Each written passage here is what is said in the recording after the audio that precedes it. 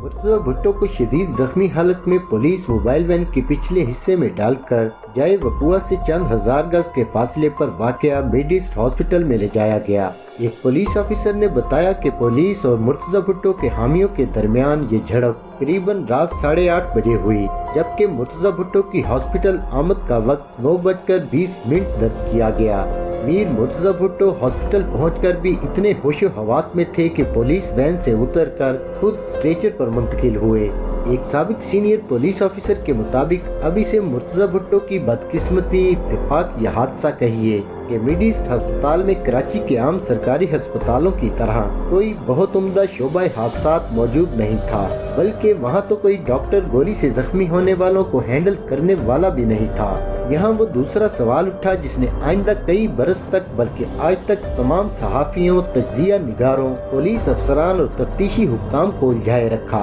और साजिशी नजरियात को तकवीत पहुँचाई कि जब हॉस्पिटल काबिल इंहिसार नहीं था तो शदीद जख्मी मुर्तज़ा भुट्टो को वहाँ क्यों ले जाया गया। किसी बेहतर तिबी मरकज में बेहतर इब्तदाई तिबी इमदाद पहुँचाने का बंदोबस्त क्यों नहीं किया गया। जवाब में कई बरस तक SSP वाजिद दुरानी, साबिक SP क्लिफ्टन, शफीक कुरैशी और दीगर पुलिस अफसरान ने वही कहा जो इस बारे में पूछे जाने पर डॉक्टर शुएब सडल ने भी दोहराया। अगर मुर्तज़ा भुट्टो को JPMC या सिविल हॉस्पिटल लेकर जाते और कई गोलियों से जख्मी मुर्तज़ा भुट्टो रास्ते में दम तोड़ जाते तो फिर कहा जाता कि अगर मिडईस्ट हॉस्पिटल चंद हजार गज के फासले पर मौजूद था तो वहाँ क्यों नहीं लेकर गए। फिर कहा जाता कि पुलिस ने इब्तदाई तिबी इमदाद पहुँचाने में जानबूझकर ताखीर करके इन्हें मार दिया। डॉक्टर सडल ने वजाहत की कि हॉस्पिटल इमरजेंसी और वो भी ऐसी इमरजेंसी से निपटने के लिए कितना तैयार था या नहीं, ये मुर्तज़ा भुट्टो को हॉस्पिटल ले जाने वाले या हिदायत देने वाले पुलिस अफसरान को कैसे मालूम हो सकता था। बस इसीलिए मिडईस्ट को पहला तिबी मरकज समझकर इन्हें वहां ले जाया गया। पुलिस अफसरान, हुकाम और सहाफियों के मुताबिक जिंदा मगर शदीद जख्मी हालत में अस्पताल पहुंचने पर मुर्तज़ा भुट्टो को फौरी तौर पर हॉस्पिटल के हंगामी हालत के शोबे में मुंतकिल तो कर दिया गया, मगर वहां पेशावराना महारत रखने या हंगामी हालत से निपटने के लिए ना तो तरबियत याफ्ता अमला था और न ही काबिल और बासलाहियत डॉक्टर्स मौजूद थे। सहाफी एज खानजादा ने बताया कि मैंने देखा कि तब तक कराची के जनूबी जिला के डिप्टी कमिश्नर आरिफ इलाही और दीगर हुक्काम भी वहां पहुंच चुके थे और शदीद घबराहट और बदहवासी के आलम में दीगर अस्पतालों से डॉक्टर्स को वहां बुलवाए जाने की कोशिशें जारी थीं। काम डॉक्टर, सहाफियों और तिबी अमले के मुताबिक मुर्तज़ा भुट्टो 4 गोलियों से जख्मी तो हुए थे, मगर उनमें से 3 जख्म हरगिज मोहलक नहीं थे। शुएब सडल ने भी कहा कि मुर्तज़ा भुट्टो को जो 4 गोलियां लगी थीं, उनमें से 3 ऐसी मोहलक हरगिज नहीं थीं कि उन जख्मों से उनकी मौत वाक़या हो जाती।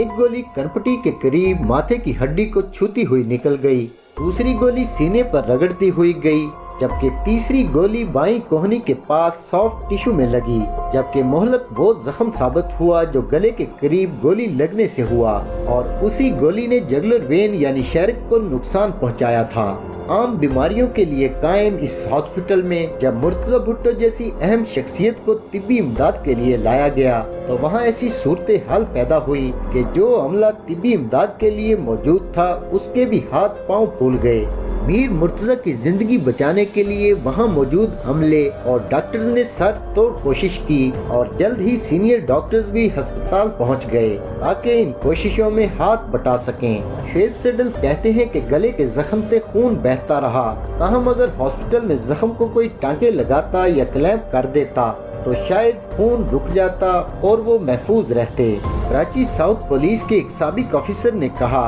कि बजाय इसके कि जख्म पर टांके लगाए जाते, तौलिया रखकर खून रोकने की कोशिश की गई। हालांकि अच्छा खासा हॉस्पिटल था और मेरे तो बच्चे भी इसी हॉस्पिटल में पैदा हुए थे। करीबन 1 घंटे की ताखीर से मुर्तज़ा भुट्टो के अहले खाना अहलिया गनवा भुट्टो, साहबजादी फातिमा भुट्टो और साहबजादे जुल्फकार अली भुट्टो जूनियर भी मिडईस्ट अस्पताल पहुंच गए। इन्हें लाने वाले शख्स ने सहाफियों को अपना नाम वाहिद बख्श बताया और कहा कि वो मुर्तज़ा भुट्टो का ड्राइवर है जो घर पर मौजूद था। उसने बताया कि घर के बिल्कुल बाहर फायरिंग की वजह से अंदर मौजूद अफराद में भी खौफ की लहर दौड़ गई थी। مرتضی بھٹو کے اہل خانہ اور ملازمین نے باہر نکل کر دیکھنے کی کوشش کی مگر پولیس کی نفری نے انہیں روک دیا۔ ہاسپٹل میں اہل خانہ کی آمد کے 1.5 گھنٹے بعد تک بھی مرتضی بھٹو زندگی اور موت کی کشمکش میں مبتلا رہے۔ میر مرتضی بھٹو شدت تکلیف سے بہت دیر تک کراہ تھے اور شدید دشواری کے باوجود سانس لینے کی جد و جہد کرتے رہے۔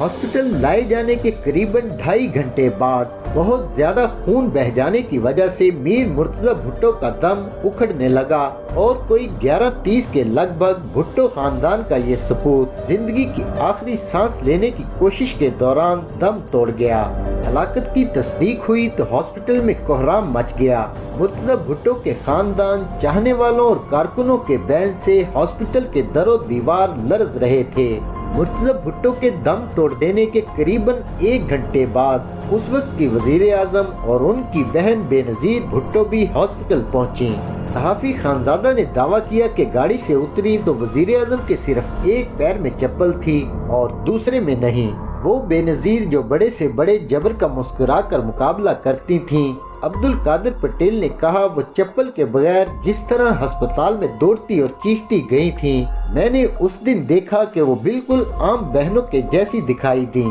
جو اپنے بھائی پر گرم آنچ بھی برداشت نہیں کر پاتی، اور اپنے بھائی کا لاشا دیکھ کر جو حالت ان بہنوں کی ہوتی ہے بالکل ویسی ہی حالت میں نے بے نظیر کی دیکھی۔ استغاثہ عدالتی ریکارڈ اور اخبارات کے مطابق اس واقعے میں مرتضی بھٹو کے ساتھ کل 9 افراد ہلاک ہوئے، جس میں میر مرتضی سمیت ان کے ساتھی عاشق جتوئی، عبدالستار راجپر، رامن بروہی، یار محمد بلوچ، سجاد حیدر، وجاہت جوکھیو، کوثر زیدی اور وہاں سے گزرنے والا ایک ٹیکسی ڈرائیور شامل تھا، جبکہ مرتضی بھٹو کے 4 ساتھی ڈاکٹر مظہر میمن، اصغر علی، محمد ایاز اور محمد اسماعیل، جبکہ 2 پولیس افسر حق نواز سیال اور شاہد حیات زخمیوں میں شامل تھے۔ واقعے کے بعد پولیس نے ایس ایچ او کلفٹن حق نواز سیال کی مدعیت میں سرکار کی جانب سے FIR درج کر کے تفتیش شروع کر دی۔ اس واقعے کے بعد پہلے شہر میں خوف اور افسردگی کی فضا چھا گئی اور ایک سوگ کا ماحول طاری رہا، جبکہ عوامی حلقوں اور پھر اخبارات میں سازشی نظریات نے جنم لیا۔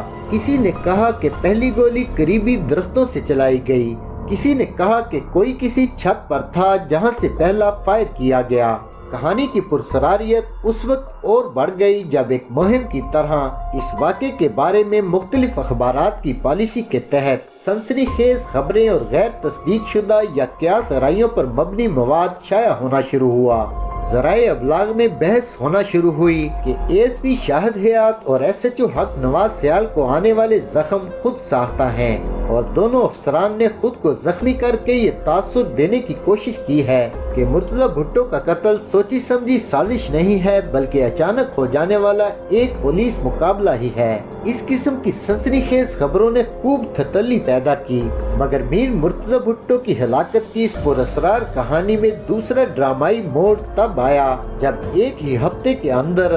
SHO حق نواز سیال گارڈن پولیس لائن میں واقع اپنی سرکاری رہائش گاہ میں انتہائی پراسرار انداز و حالات میں مردہ پائے گئے۔ بستر پر لیٹے حق نواز سیال کی کرپٹی پر انہی کی پستول سے چلائی جانے والی گولی جان لیوا ثابت ہوئی۔ اخبارات نے اس ہلاکت کو بھی انتہائی پراسرار قرار دیا، جبکہ پولیس اور حکام نے اسے خودکشی قرار دیا۔ اس کہانی کی تیاری میں مدد کرنے والے تمام افراد نے بھی پولیس ہی کے موقف سے اتفاق کرتے ہوئے اسے خودکشی قرار دیا۔ سابق DIG شعیب سڈل نے کہا کہ مرتضی بھٹو کی ہلاکت کے بعد پولیس اہلکار نہایت خوفزدہ اور دباؤ میں تھے۔ اگلے ہی روز حق نواز سیال میرے دفتر آیا تو اس کی شکل بالکل ہی زرد ہو چکی تھی، حالانکہ اس نے بڑی بڑی مونچھیں رکھی ہوئی تھی، مگر وہ بہت خوفزدہ اور پریشان دکھائی دے رہا تھا۔ وہ یہی کہتا رہا کہ سر وہ ہمیں چھوڑیں گے نہیں، میں انہیں جانتا ہوں۔ حق نواز سیال کا اشارہ الذوالفقار کے مبینہ ارکان کی جانب تھا۔ شعیب سڈل نے بتایا کہ انہوں نے سیال سے کہا کہ بھائی اپنا خیال رکھو اور اگر کوئی سیکیورٹی وغیرہ کا مسئلہ ہے تو بتاؤ، جس پر اس نے کہا کہ سر مسئلہ تو ہے، میرے کچھ بھتیجے ہیں، اگر وہ کچھ دن کے لیے میری سیکیورٹی کے لیے آ جائیں تو میری تسلی رہے گی، لہٰذا میں نے اسی وقت آرڈر کر دیا۔ شعیب سڈل کہتے ہیں کہ SHO سیال کی سرکاری رہائش پولیس لائن کے اندر تھی، پولیس اہلکار اور گارڈ ڈیوٹی پر تھے۔ اس دوران سیکیورٹی کی خاطر SHO سیال کے بھتیجے بھی جھنگ سے کراچی آ چکے تھے۔ وہ تمام افراد کافی تعداد میں بیٹھے صحن میں گپیں لگا رہے تھے، تو ایسے میں کیسے ممکن ہے کہ کوئی شخص اسے آ کر مار جاتا؟ میں نے خود رات کو جا کر دیکھا اور معائنہ کیا تو اسی وقت یہ بات عیاں ہو گئی کہ یہ تو سیدھی خودکشی ہے، مگر پریس والے تو خودکشی کی کہانی نہیں مانتے۔ انہوں نے تو یہاں تک کہہ دیا کہ ایک ہی بندہ تھا جو عینی شاہد تھا، انہوں نے اس کو بھی ختم کر دیا ہے۔ شاید مرتضی بھٹو کیس بر صغیر کی پولیسنگ کا تاریخ کا وہ واحد کیس ہے جس میں ایک ہی کیس کی 3 FIR درج کی گئیں۔ استغاثہ کے ریکارڈ اور حقائق کے مطابق پہلی FIR وہ تھی جو سرکار کی مدعیت میں SHO کلفٹن حق نواز سیال کی جانب سے درج کی گئی۔ دوسری FIR مرتضی بھٹو کے ذاتی خدمتگار نور محمد کی جانب سے اس لیے درج کروائی گئی کہ مرتضی بھٹو کے ساتھیوں کو پولیس کی جانب سے درج FIR کے متن سے اتفاق نہیں تھا۔ اسی دوران میر مرتضی بھٹو کی بیوہ غنوہ بھٹو نے اپنے وکلاء کی مدد سے عدالت سے رجوع کیا اور قانونی ماہرین پر مشتمل مشیروں کی تیار کی ہوئی ایک قانونی درخواست پر عدالت نے تیسری FIR درج کرنے کا حکم صادر کر دیا۔ رجوع کرنے پر ہائی کورٹ نے غنوہ بھٹو کی جانب سے دائر پٹیشن پر کارروائی کرتے ہوئے تفتیش کراچی پولیس کے تمام افسران سے واپس لینے کی ہدایت جاری کر دی۔ پولیس افسران پر عدم اعتماد کا اظہار کرتے ہوئے غنوہ بھٹو کے وکلاء نے تفتیش کسی ایماندار اور غیر جانبدار افسر کو دینے کی استدعا کی تو تفتیش پہلے سندھ پولیس کے ایک افسر SSP AD خواجہ کے سپرد کی گئی۔ اسی اثناء میں 5 نومبر 1996 کو بے نظیر بھٹو کی اپنی ہی جماعت کے سابق رہنما اور ان کے قریبی ساتھی سمجھے جانے والے اس وقت کے صدر سردار فاروق احمد خان لغاری نے بے نظیر بھٹو کی حکومت کو برطرف کر دیا۔ شعیب سڈل کا کہنا ہے کہ پولیس بدنیت نہیں تھی، اگر بدنیت ہوتی تو میں تفتیش کرائم برانچ کے حوالے نہ کرتا، کیس کی فائل ان کی مرضی کے افسر کے حوالے نہ کرتا، یا پھر تیسری FIR کے معاملے پر ہم کورٹ چلے جاتے جس سے کہ سال 6 مہینے تو معاملہ لٹک ہی جاتا، یا پھر عدالت کے احکامات پر پولیس کے لا ڈپارٹمنٹ کو بیچ میں لاتے، قانونی راستہ اختیار کرتے اور تاخیر کرواتے، مگر ہماری نہ نیت خراب تھی اور نہ ہم نے کچھ غلط کیا تھا۔ ایک اور افسر کا کہنا تھا کہ قانون کے مطابق کارروائی ہو رہی تھی اور اس دوران ایک حادثہ ہو گیا۔ رہی ہسپتال میں کوتاہی یا غفلت کی بات، اسے بھی بدقسمتی سے ہی تعبیر کیا جا سکتا ہے۔ شعیب سڈل کا کہنا ہے کہ اس کے لیے اس وقت مرتضی بھٹو کے قافلے کو روکنے کا فیصلہ منصوبہ بندی کے لحاظ سے غلط تھا، یہ میں نے واجد درانی سے پہلے ہی کہہ دیا تھا، مگر ہونی کو کون ٹال سکتا ہے۔ لیکن واجد درانی کے قریب رہنے والے افسران میں سے ایک نے کہا کہ شعیب سڈل کو سارا منصوبہ بتایا گیا تھا اور انہیں پتا تھا کہ ہم کیا کرنے جا رہے ہیں، اور یہ بھی کہ یہ سب کیسے ہوگا، اور اب وہ کیسے کہہ سکتے ہیں کہ مجھے معلوم نہیں تھا۔ سازشی نظریات کے اس شور میں بالآخر اس وقت کے ہائی کورٹ کے جج جسٹس ناصر اسلم زاہد کی سربراہی میں ایک تحقیقاتی کمیشن بھی بنایا گیا جس نے ان سازشی نظریات سمیت ہر پہلو پر غور کیا، مگر ہمیشہ یہی کہا جاتا رہا کہ کمیشن نے تمام امکانات کو رد تو ضرور کر دیا، مگر یہ بھی کہا گیا کہ اگر یہ کسی کے کہنے پر کیا گیا تو وہ SSP DIG کی بہت اوپر کی سطح پر ہوگا۔ ایک متاثرہ افسر کہتے ہیں کہ کمیشن اوپر کی سطح کے تعین میں ناکام رہا کہ آخر کتنے اوپر اور کس نے ایسا کیا یا کروایا۔ بالآخر کمیشن کا نتیجہ یہ نکلا کہ جتنے سیاسی پہلو یا کھلاڑی تھے وہ سب کلیئر ہو گئے۔ اس کے علاوہ کمیشن نے پولیس افسران کی جانب جو نشاندہی کی بھی تھی تو وہ اتنی مبہم اور اس انداز کے ساتھ کی تھی کہ پولیس افسران بھی بالآخر کسی بھی ٹھوس ثبوت کی عدم موجودگی کی بنیاد پر اس سب سے بری تو ہو ہی جاتے، اور پھر یہی ہوا۔ عدالتی تحقیقاتی کمیشن سے کوئی نتیجہ نکلا یا نہیں، مگر برسوں چلتے رہنے والے عدالتی مقدمے کے اختتام پر تمام پولیس افسران و اہلکار الزامات سے بری ہوئے، اور پھر شاہد حیات اور ASP رائے طاہر جیسے نئے افسروں کو تو لوگوں نے کراچی پولیس کا سربراہ اور ایڈیشنل IG پنجاب بنتے بھی دیکھا۔ یہ تو تھی وہ ریاستی رپورٹ جو کہ میر مرتضی بھٹو کے قتل کے حوالے سے بنائی گئی،